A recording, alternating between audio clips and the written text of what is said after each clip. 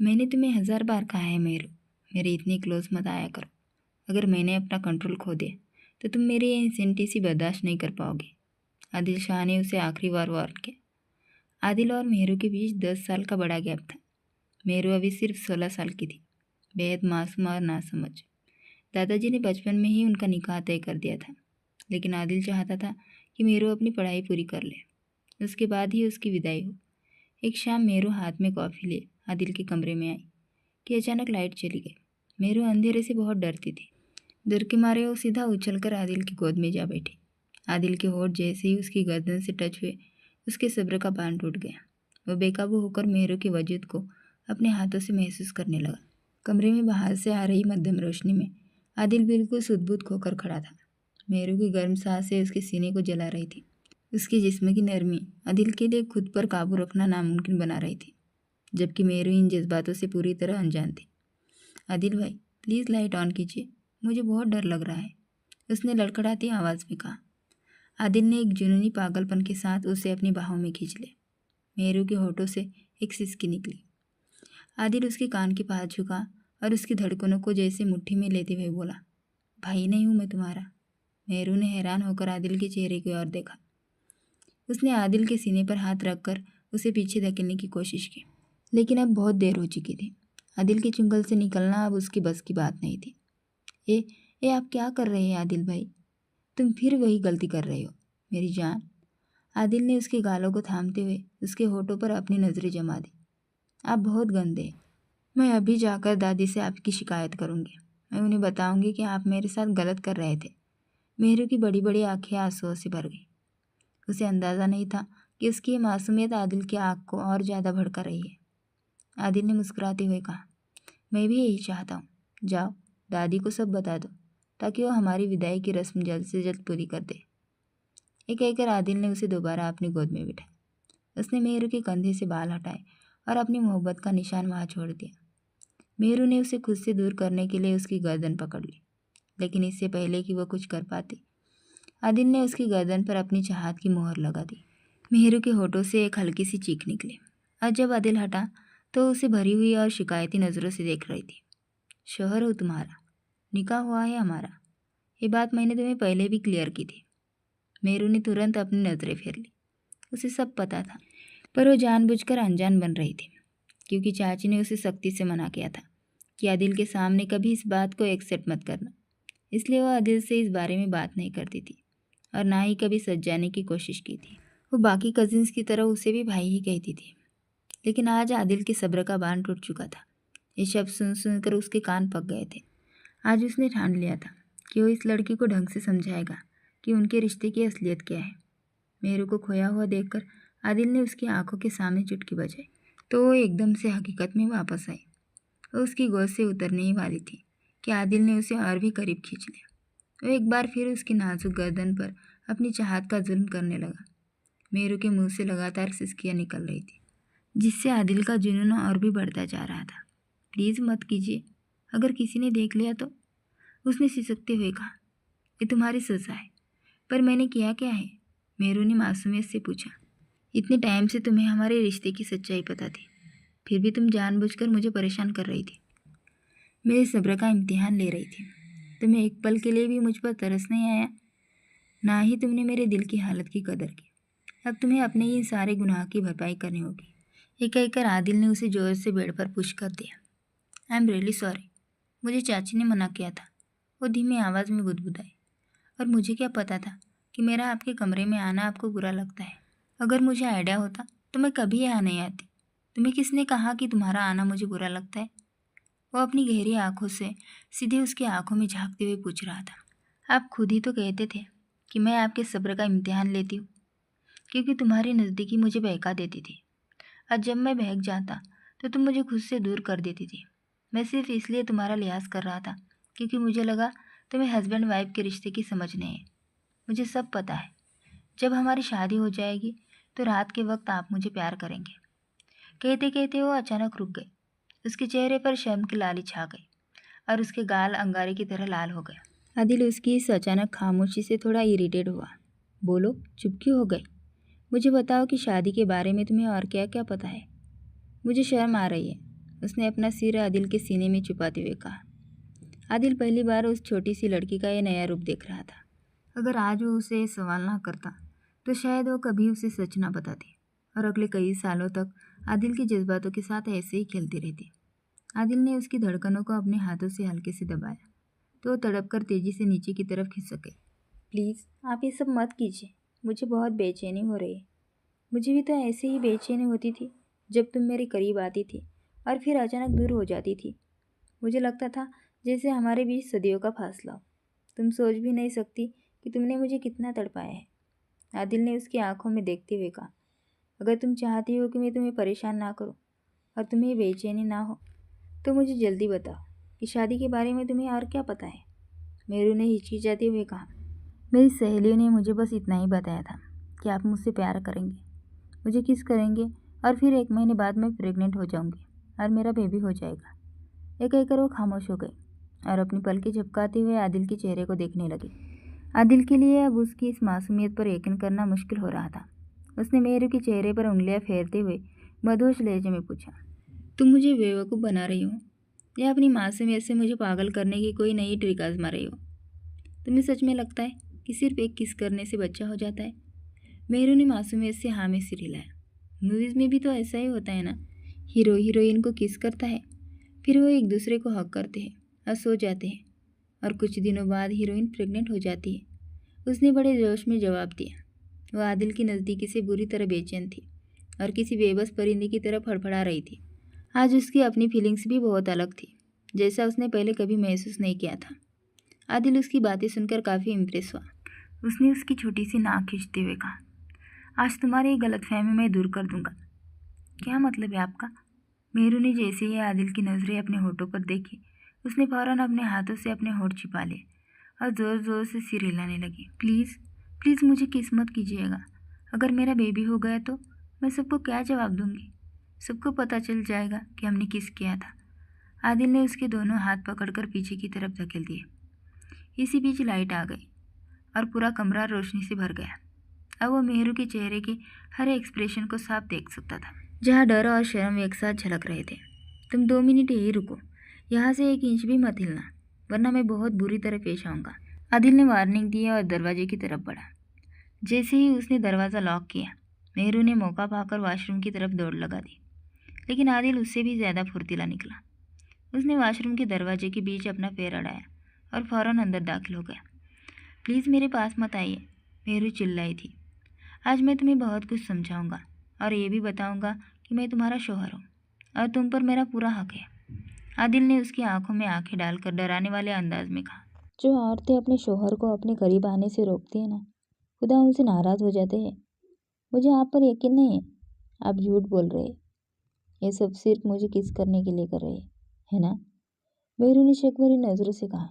आदिल ने अपनी मुस्कुराहट को बड़ी मुश्किल से कंट्रोल किया और उसे खींचकर अपने करीब कर लिया। वो अब शावर के नीचे खड़ी थी। आदिल की स्माइल और भी गहरी हो गई। अब इस तरह डरावने तरीके से मत मुस्कुराए, मुझे डर लग रहा है, उसने घबरा कर कहा। ठीक है मेरी जान, आदिल ने धीमे से कहा और शावर ऑन कर दिया। दोनों पानी में भीगने लगे। मेहरू की आंखें बार बार बंद हो रही थी और उसे सांस लेने में भी मुश्किल हो रही थी। आदिल ने इसी मौके का फ़ायदा उठाया और उसके होठों को अपनी गिरफ्त में ले लिया। थोड़ी देर बाद जब आदिल उससे अलग हुआ तो मेहरू अपने सीने पर हाथ रखकर पानी के नीचे से हटी और तेज तेज सांसें लेने लगी। उसकी हालत देखने लायक थी। आदिल उसे इस हाल में देखकर बहुत एंजॉय कर रहा था। ये आपने क्या कर दिया आदिल जी? उसने जिस लहजे में उसका नाम लिया, आदिल को लगा जैसे किसी ने उसके दिल को मुट्ठी में कस लिया हो। उसे अपना नाम पहले कभी इतना खूबसूरत नहीं लगा था। अभी तो मैंने कुछ किया ही नहीं है, आदिल की जान, ये कहकर उसने फिर से उसे अपने करीब खींच लिया। आदिल ने अपने हाथ उसके बालों में फंसाए और उसका चेहरा थोड़ा ऊपर उठाया। उनका हाइट डिफरेंस काफ़ी ज़्यादा था। मेहरू मुश्किल से उसके कंधों तक आती थी। आदिल ने फिर से उसके होठों को अपनी गिरफ्त में ले लिया और उन्हें चूमने लगा। इस दौरान आदिल के हाथ उसकी बॉडी पर मूव कर रहे थे। कभी वो उसकी धड़कनों को महसूस करता तो कभी उसकी कमर को कसकर पकड़ लेता। मेहरू पूरी तरह बेकाबू हो रही थी। उसकी हालत बिगड़ने लगी थी। जब आदिल दूसरी बार उससे अलग हुआ तो मेहरू ने आदिल की शर्ट को मजबूती से पकड़ रखा था और उसके गले लगी हुई थी। मुझे बहुत ज़्यादा बेचैनी हो रही है, उसने मासूमियत से कन्फेस किया। मुझे बताओ, क्या तुम्हें मज़ा आया? आदिल ने सवाल किया तो खामोशी से उसकी आंखों में देखने लगी और शर्मा कर अपनी गर्दन झुका ली। लेकिन आदिल जी, उसकी बड़ी बड़ी आंखें अचानक आंसुओं से भर गई। क्या हुआ? आदिल बेचैन होकर उसके आंसू पोंछने लगा। एक बहुत बड़ा प्रॉब्लम हो गया है। मैं सब घर वालों को क्या जवाब दूंगी? आदिल समझ गया कि वो किस प्रॉब्लम की बात कर रही है। उसने भी मासूम बनकर सिर झुकाया और बोला, हाँ, प्रॉब्लम तो बड़ी है, लेकिन इसका एक सॉल्यूशन है मेरे पास। सॉल्यूशन क्या है? प्लीज़ मुझे बताइए ना। मेरू ने बड़ी उम्मीद से पूछा। अगर तुम 1 महीने तक रोज़ रात को मेरे कमरे में आओगी और जैसा मैं कहूँगा वैसा करोगी तो तुम प्रेग्नेंट नहीं होगी। किसी को पता नहीं चलेगा कि मैंने तुम्हें किस किया है। बताओ, क्या तुम्हें मंजूर है? अगले 30 दिनों तक तुम्हें रोज़ मेरे पास आना होगा। ये सुनकर मेहरू और भी परेशान हो गए।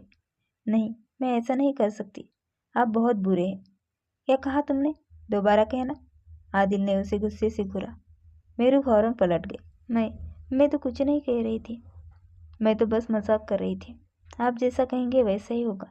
मैं रोज़ आपके पास आ जाया करूँगी, लेकिन आप प्रॉमिस करें कि आप मुझे प्रेग्नेंट नहीं करेंगे। मेरू ने एक एक शब्द पर जोर देते हुए कहा। आदिल ने मुस्कुराते हुए जवाब दिया, हाँ मेरी जान, जब तक हमारी सुहागरात नहीं हो जाती तब तक मैं तुम्हें प्रेग्नेंट नहीं करूँगा। लेकिन उस रात तुम्हारा कोई बहाना नहीं चलेगा, समझी? उसने हल्के से उसके गाल थपथपाए। जी, समझ गए। मेहरू ने मासूमियत से सिर हिलाया। चलो अब आओ और मेरे पास लेटो। आदिल ने अपना अगला हुक्म सुनाया। मेरू फिर से परेशान हो गई। मुझे अपने रूम में जाना है। क्या तुम इस हालत में बाहर जाओगे? देखो, तुम्हारे कपड़े पूरी तरह गीले हैं। तो फिर मैं क्या करूं? थोड़ी देर रुको। जब हवेली के सब लोग सो जाएंगे मैं खुद तुम्हें तुम्हारे रूम तक छुड़ाऊंगा। ठीक है, आदिल ने उसके गालों को चूमते हुए कहा। उसने एक बार फिर उसकी कमर को अपनी बाहों में भर लिया और उसे प्यार करने लगा। मेहरू फिर से उन जज्बातों में खोने लगी। उसने अपने हाथ आदिल की गर्दन में डाल दिए और लगभग उसके सहारे ही खड़ी थी कि तभी दरवाजे पर दस्तक हुई। आदिल का मूड पूरी तरह खराब हो गया। इस वक्त कौन आ गया? उसने गुस्से में दरवाजे की तरफ देखा। मेहरू डर के मारे आदिल के पीछे छिप गई और उसकी शर्ट कसकर पकड़ ली। उसे पता था कि सिर्फ आदिल ही उसे इस सिचुएशन से बचा सकता है। चुप हो जाओ, आवाज़ मत निकालना, मैं देखता हूँ कौन है। आदिल ने उसे तसल्ली दी। मैं ड्रेसिंग रूम में छिप जाती हूँ। मेहरू घबराकर वहां से भागी। आदिल ने दरवाज़ा खोला तो सामने परवेश खड़ा था, जो चंबाई लेते हुए अंदर आने लगा। ओ हेलो, कहाँ जा रहे हो? बाहर निकलो। आदिल ने उसे रोका। यार, मेरे कमरे का हीटर खराब हो गया है, आज तेरे साथ सो जाओ? परवेज ने पूछा। नहीं, आदिल ने साफ जवाब दिया। परवेज हैरान रह गए क्योंकि आदिल ने उसे कभी मना नहीं किया था। आदिल के चेहरे के बदलते रंग देखकर परवेज एक शरारती मुस्कान के साथ बोला, अगर कोई और बात है तो शेयर कर सकता है, मैं पूरी मदद करूंगा। आदिल ने बिना कुछ कहे दरवाज़ा उसके मुंह पर बंद कर दिया। परवेज सिर खुजलाता हुआ वापस अपने कमरे की तरफ चला गया। आदिल ने जैसे ही ड्रेसिंग रूम का दरवाज़ा खटखटाया, मेहरू बिजली की रफ्तार से बाहर निकली और पीछे देखे बिना भागी। आदिल उस वक्त रूम का दरवाज़ा लॉक कर रहा था। मेहरू का सिर सीधे दरवाजे से जा टकराया। वो वही ज़मीन पर बैठ गए और छोटे बच्चों की तरह फूट फूट कर रोने लगी। आदिल ने अपना माथा पीट लिया। उसे इस लड़की की फिक्र भी हो रही थी और उसकी बेवकूफ़ी पर गुस्सा भी आ रहा था। क्या हुआ? तुम ठीक तो हो? मेरू ने रोते हुए नाम सिर हिलाया। मेरा सिर फूट गया और ये सब आपकी वजह से हुआ है। अगर आप मुझे यहाँ ना रोकते और मुझसे इस तरह प्यार ना करते तो मुझे ऐसे छिपना नहीं पड़ता। मेहरू ने सारा इल्ज़ाम आदिल पर डाल दिया। ओह हेलो मैडम, क्या मतलब है आपका? कौन से गलत तरीके से प्यार किया है मैंने आपके साथ कोई नाजायज़ तरीका इस्तेमाल नहीं किया है। जायज़ तरीके से बस ये एहसास दिलाने की कोशिश की है कि आप मेरी बीवी हैं और हमारा रिश्ता कितना मजबूत है। मैं जहाँ चाहूँ आपसे रोमांस कर सकता हूँ। ये कहकर आदिल फिर से उसके करीब आया और उसकी धड़कनों के साथ शरारत करने लगा। मेरू उसकी इस गुस्ताखी पर पूरी तरह काँप उठी। प्लीज़ मुझे जाने दीजिए, उसने मिन्नत की। आदिल खामोशी से उसके चेहरे के बदलते एक्सप्रेशन को देख रहा था। ठीक है, लेकिन तुम्हें अगले 30 दिनों तक लगातार मेरे पास आना होगा। अगर नहीं आओगी तो उसी दिन प्रेग्नेंट हो जाओगी। और खबरदार, जो तुमने गूगल या यूट्यूब पर जाकर इस बारे में कुछ भी सर्च करने की कोशिश की, मैं तुम्हारा शौहर होने के नाते तुम्हें मना कर रहा हूँ। तुम्हारी नन्ही सी जान है, तुम डर जाओगी। वो सारी चीज़ें मैं तुम्हें प्यार से एक एक करके खुद समझाऊंगा, समझी? जी। उसके गले से एक बहुत धीमी आवाज़ निकली और वो तेजी से कमरे से बाहर भाग गई। उसके जाने के बाद आदिल दीवार का सहारा लेकर खुलकर मुस्कुराया। मेरी प्यारी बुलबुल। उसने अपना सिर झटका। सीने की आग अब काफ़ी हद तक शांत हो चुकी थी। वो बालकनी में जाकर खड़ा हुआ और सिगरेट सुलगा ले। ये लड़की उसे जान से भी प्यारी थी। बचपन से ही वो उससे प्यार करता था। उसे याद था कि उसने मेहरू के 18 साल के होने का कितना बेसब्री से इंतज़ार किया है, लेकिन अब सब्र का बांध टूटने लगा था। वो 16 साल की हो चुकी थी और उस पर जवानी पूरी तरह बरस रही थी। उसका भरा पूरा जिस्म और खूबसूरत नयन नक्श किसी को भी मदहोश कर सकते थे। वो जब भी आदिल के आसपास होती, उसका खून जोश मारने लगता। उसका बस नहीं चलता था कि वो उसे अपनी बाहों में भर ले और दुनिया भूल जाए।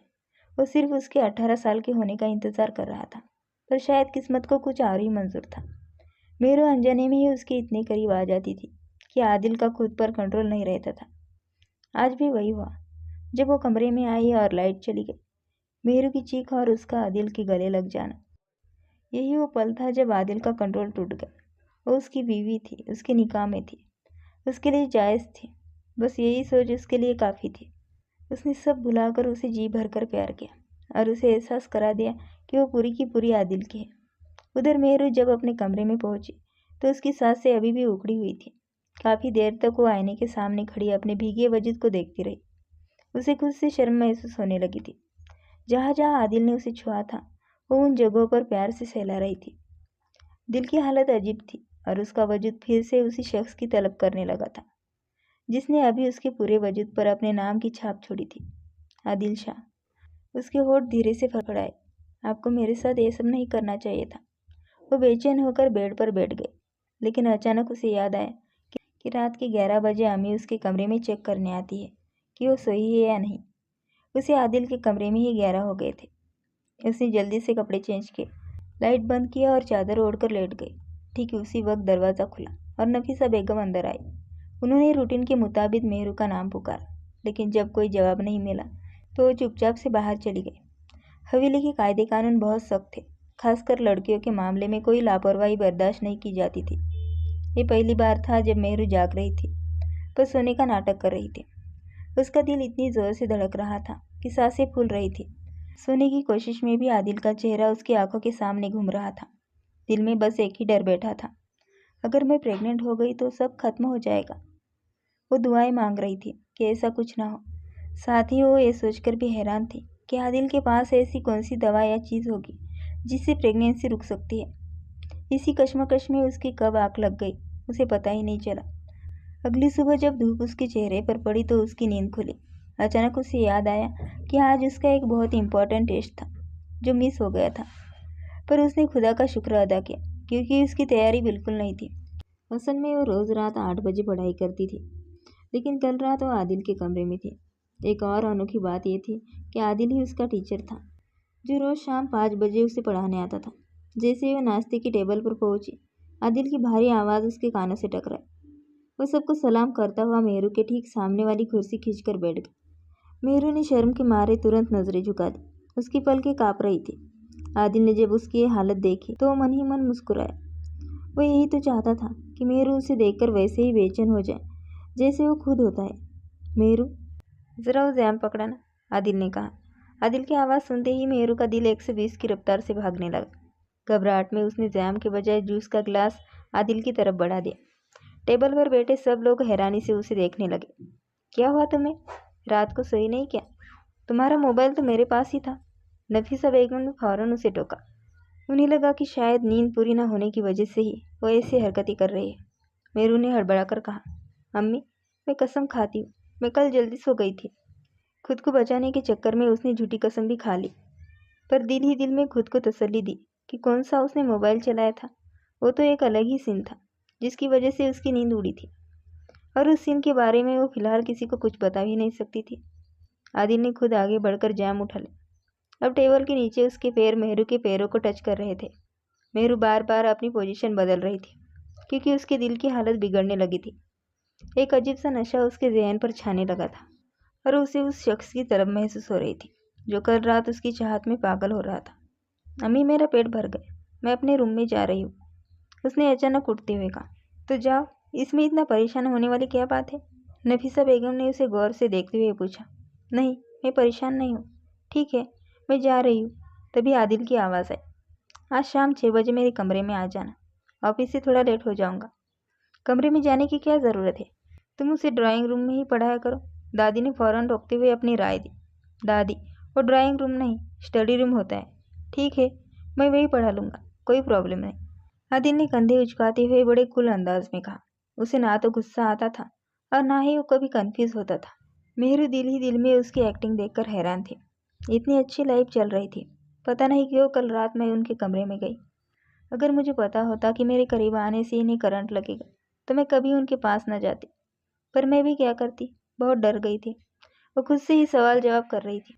सोचते सोचते उसका सिर फटने लगा कि वो ऐसा क्या करे कि आदिल का सामना ना करना पड़े, जो अब नामुमकिन लग रहा था। ठीक शाम 6 बजे आदिल घर आए। उसकी नज़रें मेहरू को ही ढूंढ रही थी, जिस पर अभी कल ही उसकी मोहब्बत का रंग चढ़ा था। उसने देखा कि मेहरू किचन में अपनी अम्मी के पास खड़ी बर्गर बना रही है। पढ़ाई में उसे कोई खास इंटरेस्ट नहीं था, पर कुकिंग उसे बहुत पसंद थी। हर वीकेंड वो नई डिश ट्राई करती और सबसे पहले आदिल को ही टेस्ट करवाती। वह आदिल को अपना मंगेतर मानती थी, इसलिए बड़े जोश में उसके कमरे में जाकर कहती, देखिए ना, मैंने आज क्या बनाया है, और उसके पास ही बैठ जाती। कभी उसका हाथ आदिल से टच हो जाता तो आदिल बेचैन हो उठता, पर आज वही बेचैनी मेहरू को महसूस हो रही थी। ये सब यही छोड़ो और स्टडी रूम में आओ। हमें एक बहुत इंपॉर्टेंट टॉपिक कवर करना है। तुम्हारे पास सिर्फ 5 मिनट है। आदिल ने हुक्म सुनाया और अपने कमरे की तरफ बढ़ गया। चलो बच्चे, तुम ये छोड़ो, तुम्हारे लिए पढ़ाई ज़रूरी है, उस पर ध्यान दो। ये सब मैं कर लूँगी। नफीसा बेगम ने उससे सामान लिया और उसे किचन से बाहर धकेल दिया। मेरू के पास बोलने के लिए शब्द ही नहीं बचे थे। सब जैसे उसके मुंह में ही जम गए थे। किताबें उठाकर सर झुकाती हुई स्टडी रूम में दाखिल हुई। वहाँ आदिल पहले से ही कुर्सी का सहारा लेकर बैठा उसी का इंतजार कर रहा था। मेरू के चेहरे पर घबराहट साफ दिख रही थी। उसे परेशान देखकर आदिल ने तसल्ली देते हुए कहा, फिक्र मत करो, मैं तुम्हें कुछ नहीं कहूँगा। अभी तुम्हारी पढ़ाई का टाइम है, तो सारा फोकस सिर्फ पढ़ाई पर रखो। आदिल ने संजीदगी से बात आगे बढ़ाई। आज फिर तुमने क्लास मिस कर दी। प्रिंसिपल का कॉल आया था, वो काफ़ी नाराज़ हो रही थी। मेहरू ने तुरंत पलट कर कहा, इसमें मेरा कोई कसूर नहीं था, सब आपकी वजह से हुआ। अगर कल रात आपने मुझे किस न किया होता तो मैं बच्चे वाली बात को लेकर इतनी परेशान ना होती। और सुन लीजिए, अगर ये बच्चा इस दुनिया में आया तो मैं इसे आपकी गोद में फेंक दूंगी। अभी तो मैं खुद बच्ची हूँ, बच्चे की परवरिश कैसे करूँगी? ये कहते कहते वह फूट फूट कर रोने लगी।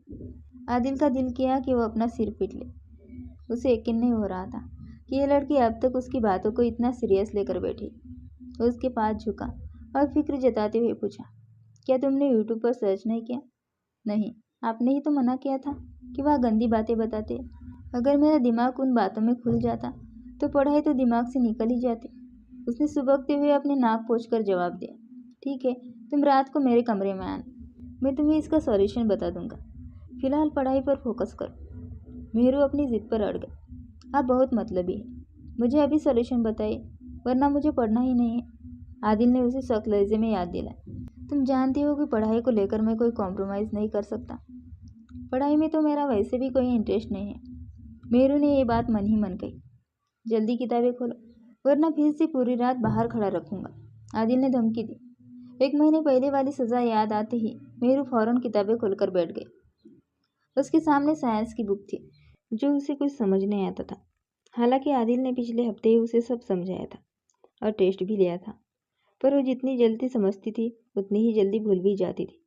वह बुक्स को टुकुर टुकुर देखी जा रही थी और बुदबुदाई, मुझे ऐसा क्यों लग रहा है कि आज की रात भी बाहर ही गुजरेगी। क्या कहा तुमने? मुझे सुनाई नहीं दिया। आदिल ने मुस्कुराते हुए उसकी तरफ देखा। नहीं, मैंने तो कुछ नहीं कहा। क्या मैंने कुछ कहा? बिल्कुल नहीं। वह अनजान बनते हुए फिर से बुक्स घूरने लगी। आदिल ने उठते हुए कहा, तुम्हारे पास सिर्फ 10 मिनट है, जल्दी करो और मुझे टेस्ट दो। इतना कहकर वह बुक रैक के पास जाकर खड़ा हो गया। काफ़ी समय बीत गया था और उसने किताबों को हाथ तक नहीं लगाया था। वैसे तो वह पन्ने पलट रहा था, लेकिन उसका पूरा ध्यान अपनी बीवी की तरफ था। वह अपना मोबाइल निकालकर बड़े जोश के साथ किसी को मैसेज टाइप करने में बिजी थी। चैटिंग बाद में करना, फिलहाल पढ़ाई पर ध्यान दो, उसने टोकते हुए कहा। जी, वही कर रही हूँ। अपनी एक फ्रेंड से नोट्स मांग रही थी, उसने जवाब दिया। जो नोट्स मैंने तुम्हें दिए थे वो कहाँ है? वही तो मैंने अपने दोस्त को दिए थे, बस उसी से वापस ले रही हूँ। हालांकि सच तो कुछ और ही था। उसने जो मैसेज टाइप किया था उसे सोचकर वो खुद भी शर्मिंदा हो रही थी। उसने लिखा था, मुझे बताओ कि कोई ऐसा तरीका है जिससे इस टेस्ट से जान छूट जाए, वरना आज पूरी रात मुझे बाहर गुजारनी पड़ेगी। सामने से उसकी दोस्त का जवाब आया, अपने शोहर को बहकाओ, उन्हें प्यार की राह पर ले जाओ, वो तुम्हारा टेस्ट नहीं लेंगे और तुम्हारी जान बच जाएगी। उसकी सहेली ने उसे मुफ्त का मशवरा दिया था, पर मैं उन्हें कैसे बहकाऊं? अरे ज़्यादा कुछ नहीं करना, बस उन्हें हल्का सा किस करना, लेकिन उससे पहले अपना हाथ उनकी थाइस पर रखकर धीरे से सहलाना और अपनी नशीली नज़रों से उनकी ओर देखना। मैसेज पढ़ते ही उसने झट से मोबाइल की स्क्रीन बंद की और उसे उल्टा करके साइड में रख दिया। उसकी सांसें तेज चलने लगी थी। उसकी हालत देखकर आदिल को शक हुआ। उसने पूछा, किसका मैसेज था? दिखाओ मुझे। किसी का नहीं, मेरी फ्रेंड का मैसेज था, और मैं अपनी पर्सनल चैट किसी को नहीं दिखाती। आपको ये बात पता होनी चाहिए कि लड़कियों की अपनी 1000 बातें होती है। ठीक है ठीक है, ज़्यादा लेक्चर देने की ज़रूरत नहीं है, जल्दी से नोट्स निकालो। उसने मासूमियत से कहा, क्या आपको मुझसे ज़रा सा भी प्यार नहीं है आदिल जी? अगर तुम्हें लगता है कि मैं तुम्हारी झांसे में आ जाऊंगा तो ये तुम्हारी गलतफहमी है। मैं आपको कोई झांसा नहीं दे रही, बस एक सवाल कर रही हूँ। ये कहते हुए अपनी जगह से उठी, एक खास अंदाज में अपनी किताब साइड में रखी और सीधे आदिल की गोद में जाकर बैठ गई। आदिल इस अचानक हुए हमले के लिए तैयार नहीं था। वह बस खाली नज़रों से उस हसीना को देख रहा था, जिसकी धड़कनें अब आदिल को महसूस हो रही थी। उसकी जिस्म की नरमी महसूस करते ही आदिल के अंदर जैसे आग लग गई, एक ऐसी तपिश जिसने उसके पूरे वजूद को अपनी गिरफ्त में ले लिया था। ये सब क्या है? आदिल की आवाज़ में एक थरथराहट थी, लेकिन उसने कोई जवाब नहीं दिया। वो धीरे से उसके चेहरे की ओर झुकी, आदिल के चेहरे को अपने हाथों के घेरे में लिया और उसके होठों को किस करने लगी। वह बड़ी नज़ाकत से उसे प्यार कर रही थी। आदिल धीरे धीरे अपने होश खोने लगा। उसके दिमाग से पढ़ाई, टेस्ट की सारी बातें हवा हो गई।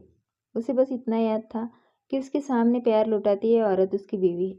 अगले ही पल आदिल ने उसे अपनी गिरफ्त में लिया और बेदर्दी से सोफे की ओर धकेल दिया।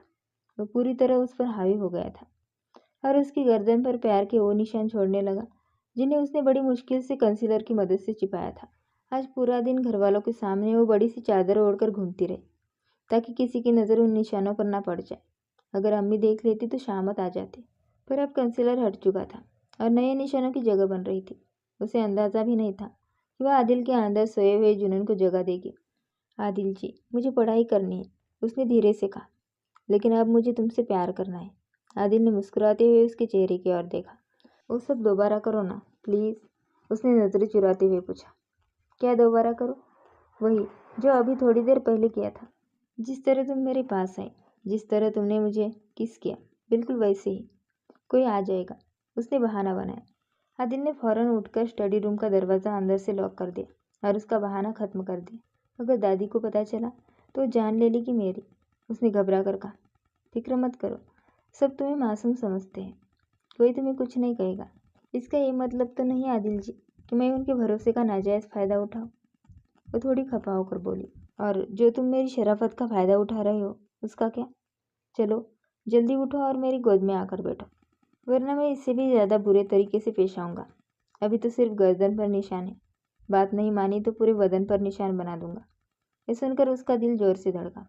वो मुंह बनाते हुए उठी और आदिल की गोद में जा बैठी। उसका यह अंदाज आदिल को पागल कर रहा था। बस इतना ही होता है? उसने मासूमियत से पूछा। तो आदिल अपनी गर्दन पीछे झुकाकर जोर से हंसने लगा। आप पहले मुझे वो दवाई देंगे जिससे मैं प्रेग्नेंट ना हो, क्योंकि मैं 1 महीने तक आपके कमरे में नहीं आ सकती। आप बहुत चालाक हैं, मुझे पता है। आप रोज़ मुझे इसी तरह बेचैन करेंगे। कल भी आपकी वजह से मैं रात भर सो ना सकी, उसने शिकायत की। आदिल ने उसका हाथ पकड़कर उसे करीब खींचा। मैं तुम्हारी वजह से पिछले कई सालों से सो नहीं पाया हूँ। अब तुम्हें पता चलेगा कि वह बेचैनी कितनी जानलेवा होती है, उसने नज़रें झुकाकर पूछा। इसका इलाज क्या है? इसका इलाज सिर्फ शादी है।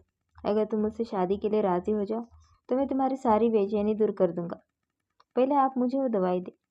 वो अभी भी अपनी जिद पर अड़ी थी। तुम मुझे किस करो, फिर मैं दवाई देता हूँ। आदिल उसके होठों की ओर झुका और वो कभी उसके होठों को हल्के से काटती तो कभी उसकी गर्दन और गालों को चूमने लगती। आदिल ने अपनी शर्ट उतार कर दूर फेंक दी। उसके सीने के बाल उसकी नज़रों के सामने थे और मर्दों के सीने के बाल उसकी सबसे बड़ी कमजोरी थे। वह जैसे खुद पर काबू खोने लगी। उसने बेसख्ता आदिल के बालों में अपनी उंगलियां फंसाई और नशे से भरी नजरों से उसकी आंखों में देखा। वो धीरे से उसके और करीब हुई। तुम मुझे पागल कर रही हो लड़की। आदिल ने उसकी कमर पर हाथ टिकाते हुए और उसके चेहरे की ओर झुकते हुए कहा। और आप मुझे पहले ही पागल कर चुके हैं, उसने जवाब दिया और अपने जिस्म को ढीला छोड़ दिया।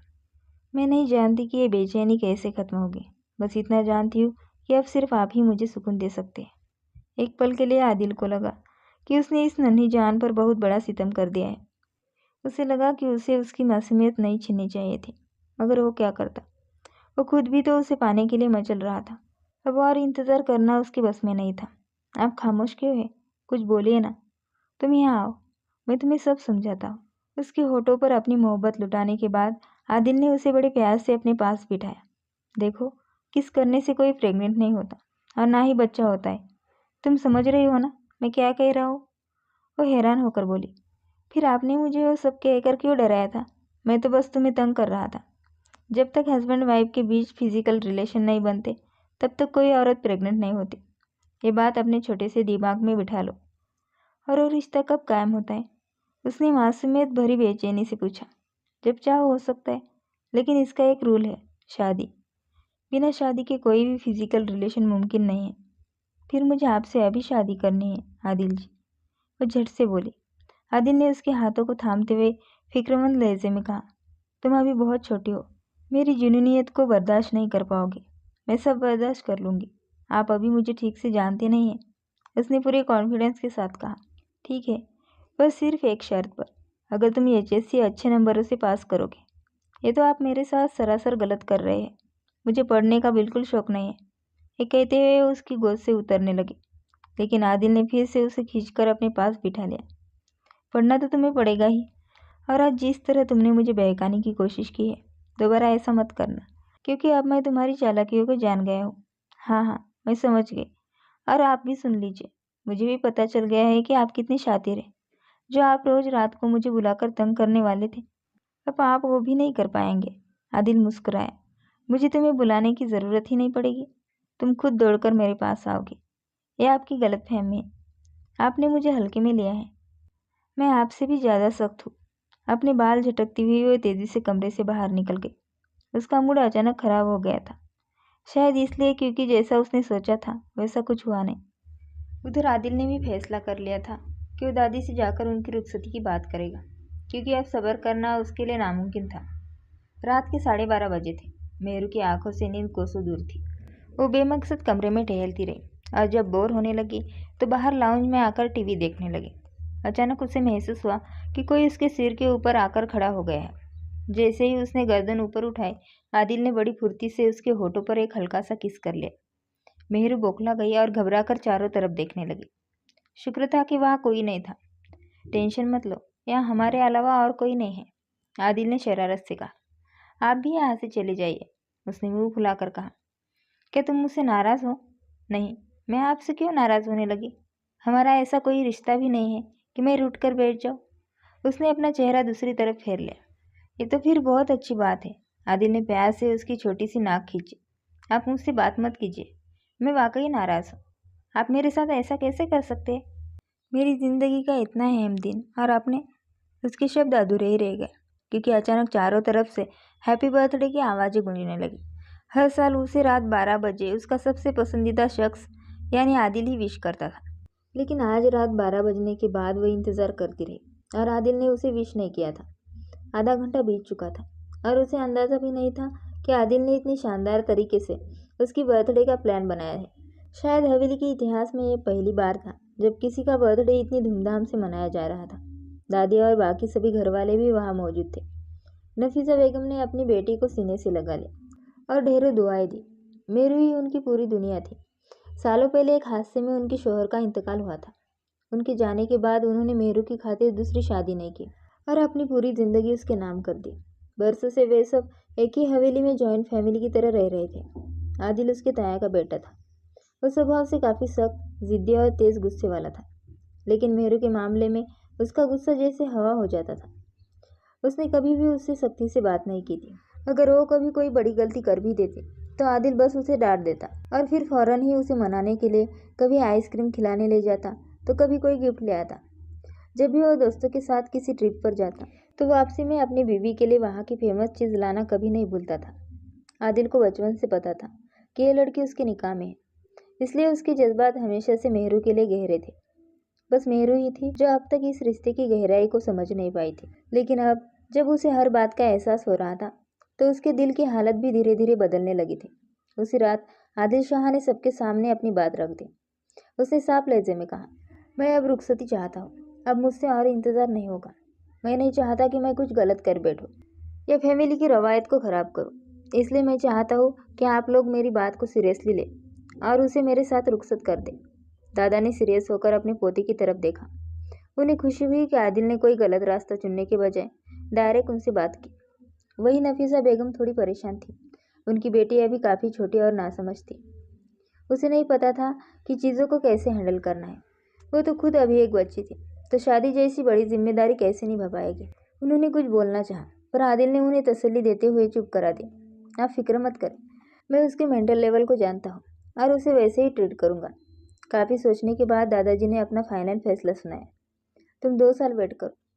इन 2 सालों के लिए उन्होंने आदिल को एक बिजनेस ट्रिप के लिए अमेरिका भेज दिया। पहले तो उन्होंने कहा था कि ट्रिप सिर्फ 2 दिन का है, पर वहाँ जाकर आदिल को समझ आया कि वो 2 साल के लिए यहाँ फंस गया है। दादाजी की इस चालाकी पर उसे गुस्सा भी आया और हैरानी भी कि वो बेवकूफ़ कैसे बन गया। दूसरी तरफ मेहरू भी आदिल से चिढ़ गई थी, क्योंकि वो उससे मिले बिना ही चला गया था। बर्थडे के बाद आदिल उसे दोबारा दिखा ही नहीं। दादाजी ने उसे बिजनेस में बिजी रखा और फिर अचानक अमेरिका भेज दिया। बाद में जब आदिल ने मेहरू को कॉल करने की कोशिश की तो उसने एक भी कॉल नहीं उठाई। जब नफीसा बेगम ने उसे बात करने के लिए बुलाया तो उसने जानबूझकर कॉल काट दी और माँ से कह दिया कि लाइन डिस्कनेक्ट हो गई है। आदिल उसकी इस चालाकी पर गुस्से से तिलमिला कर रह गया। एक तो वो लड़की उससे दूर थी और ऊपर से दादाजी ने उसे वहाँ फंसा दिया था। वो बेबस था। उसने वहीं बैठकर एक बड़ा फैसला लिया कि वापस आते ही वो सारी जायदाद अपने नाम कराएगा और सारी प्रॉपर्टी अपने हाथ में लेगा, ताकि फिर कभी कोई उसे इस तरह ट्रैप ना कर सके। नफीसा बेगम अपनी बेटी की पढ़ाई को लेकर स्ट्रिक हो गई थी, क्योंकि उन्हें पता था कि आदिल 2 साल बाद लौटते ही रुखसती मांगेगा। वो ठीक उसी दिन वापस आ रहा था जिस दिन मेरू का बर्थडे था। आदिल ने पहले ही दादू को कह दिया था कि आप शादी के सारे अरेंजमेंट कर लेना, क्योंकि मैं अपनी वाइफ के बर्थडे पर ही उसे रुखसत करा के ले जाऊंगा और तब कोई बहाना नहीं सुनूंगा। दादाजी ने बात टालने के लिए कहा, रुखसती तब तक नहीं होगी जब तक मेरी पोती ना चाहे। मैं इस पर प्रेशर नहीं डाल सकता। मेरे साथ भी तो आपने ज़बरदस्ती की थी। आपने मुझ पर जुल्म किया, जो मुझे इतनी दूर भेज दिया, और अब वापसी के रास्ते भी बंद कर रखे हैं। आदिल गुस्से से भर गया। मुझे एक बार वापस आने दे, आप सबसे हिसाब बराबर करूंगा। उसे वहाँ गए हुए अभी 1 साल ही हुआ था। गर्मियाँ शुरू हो चुकी थी और दिन बहुत लंबे और तपिश भरे होने लगे थे। गर्मी की वजह से मेरू दिन भर कमरे से बाहर नहीं निकलती थी। बस रात में जब थोड़ी ठंडक होती तो वो लॉन में टहलने चली जाती। एक रात वो हमेशा की तरह लॉन में वॉक कर रही थी कि अचानक किसी ने उसका हाथ पकड़कर साइड में खींच लिया। उसने डर के मारे चिल्लाने की कोशिश की, लेकिन उसकी आवाज़ गले में ही दबकर रह गई। तभी एक जानी पहचानी खुशबू उसके करीब आई और जब उसने हैरत से अपनी पलकें उठाई तो देखा कि आदिल सामने खड़ा था। वो पहले से कहीं ज़्यादा हैंडसम लग रहा था और चेहरे पर बढ़ी हुई हल्की सी दाढ़ी उसके लुक्स को और भी अट्रैक्टिव बना रही थी। आप यहाँ? मेहरू ने बड़ी मुश्किल से धीमी आवाज़ में पूछा। आदिल ने फौरन सवाल किया, तुम मेरी कॉल्स क्यों नहीं उठा रही हो? मेहरू ने पलट कर कहा, क्या आप ये सब कहने के लिए यहाँ आए? दादू ने तो कहा था कि आप 2 साल के लिए बाहर गए हैं। आदिल ने झुंझलाते हुए कहा, दादाजी की बात छोड़ो और मुझे ये बताओ कि तुम मुझे लगातार इग्नोर क्यों कर रही हो? ना तुम फ़ोन उठाती हो और ऊपर से तुमने मुझे व्हाट्सएप और सोशल मीडिया से भी ब्लॉक कर रखा है। यहाँ तक कि जब तुम्हारी अम्मी बात कराने की कोशिश करती है तब भी तुम कॉल काट देती हो। आदिल गुस्से से भरा हुआ था, लेकिन मेहरू ने भी अपनी भड़ास निकाल दी। आपने भी तो मेरे साथ गलत किया था। पहले अपने मतलब के लिए मुझे यूज़ किया और फिर अचानक गायब हो गए। आप सोच भी नहीं सकते कि मुझे कितना बुरा लगा। उसकी आंखें आंसुओं से भर गई। आदिल को धक्का लगा और वो सदमे में बोला, ये तुम क्या कह रही हो? तुम्हें सच में लगता है कि मैं तुम्हारे साथ ऐसा कर सकता हूँ? मेहरू ने रोते हुए कहा, आपने यही तो किया है। जब आपको ज़रूरत थी तो मेरे आगे पीछे घूमते थे और फिर एकदम से मुझे छोड़कर चले गए। आदिल ने उसे समझाने की कोशिश की, तुम जानती हो कि मुझे दादाजी ने ज़बरदस्ती भेजा था और मैं जाना नहीं चाहता था। मैंने उनसे रुखसती की बात भी की थी, लेकिन उन्होंने साफ कह दिया कि जब तक तुम 18 साल की नहीं हो जाती वो तुम्हें मेरे साथ नहीं भेजेंगे। अब बताओ मैं क्या करता? तो फिर आप मेरे 18 साल के होने का इंतज़ार करें। तब तक ना मेरे करीब आए और ना ही मुझे हाथ लगाए।